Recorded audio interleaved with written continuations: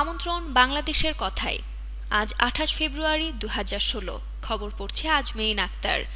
মরণব্যাধি cancer সারবে সাপের বিষে। মরণব্যাধি ক্যান্সার রুখতে উল্লেখযোগ্য সাফল্য লাভ করেছেন বিষ, যে বিষ শরীরে ছড়িয়ে পড়লে মৃত্যু অবধারিত। সেই বিষের সাহায্যে এক মরণ রোগকে রোধ করার পন্থা উদ্ভাবন করেছেন ভারতীয় এক বিজ্ঞানী।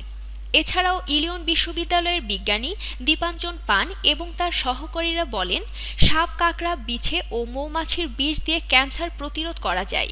বিজ্ঞানীরা এইসব বিষধর প্রাণীর বিষ প্রয়োগ করে ব্রেস্ট ক্যান্সার ও মেলানোমা কোষের বৃদ্ধি রুখতে সক্ষম হয়েছেন।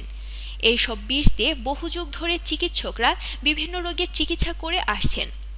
গ্রিক লেখক প্লিনি দ্য এল্ডার খ্রিস্টপূর্ব ১৪ বছরে লিখেছিলেন যে মৌমাছির বিষ ব্যবহার করলে নাকি টাকে চুল গজাতে পারে। আবার জানা গেছে ৭৮০ খ্রিস্টাব্দে ইউরোপের মহান সম্রাট চার্লেমাগনের গ্যাটে ব্যথার কারণে ডাক্তাররা নাকি তাকে মৌমাছির হুল ফোটাতেন। এছাড়াও ব্যাঙের বিষ যকৃৎ, ফুসফুস ও অগ্নাশয়ের ক্যান্সার সারাতে ব্যবহৃত হওয়ার কথা লেখা রয়েছে চীনের প্রাচীন চিকিৎসা শাস্ত্রে।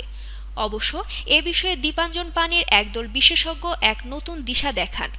তারা বলেন, বিষের মধ্যে থাকা প্রোটিন ও পেপটাইডকে আলাদা করে ক্যান্সার কোষের বৃদ্ধি রুখতে ব্যবহার করে উল্লেখযোগ্য সাফল্য অর্জন করা সম্ভব। এতক্ষণ আমাদের সাথে থাকার জন্য ধন্যবাদ। প্রতিনিয়ত দেশ ও বিদেশের সমস্ত খবর পাওয়ার জন্য ভিজিট করুন www.bangladesherkotha.com।